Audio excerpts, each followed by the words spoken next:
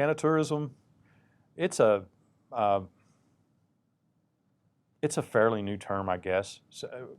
Canna Tourism occurs anytime you have a state that has um, more forward-thinking cannabis laws, and people will migrate from their home state, where it's often illegal or usually illegal, to go to.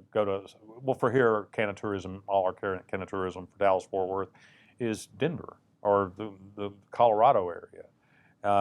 Basically, people go up there to experience freedom, and but they unfortunately tourists they got to be tourists.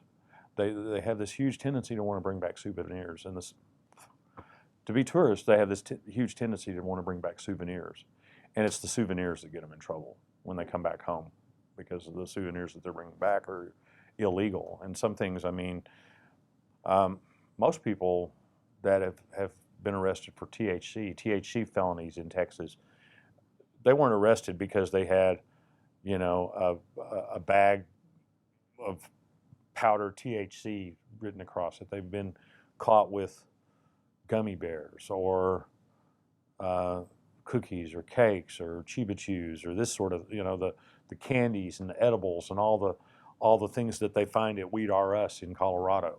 And they're coming back, and they think that at worst they're going to find themselves in trouble for possessing marijuana. It would make sense to the average consumer, okay, this cookie has marijuana in it, that I'm going to get in trouble for marijuana. And what they don't realize is once it's been through that extraction process, that chemical extraction process, then it becomes a THC felony, and you find yourself in serious criminal trouble over one gummy bear.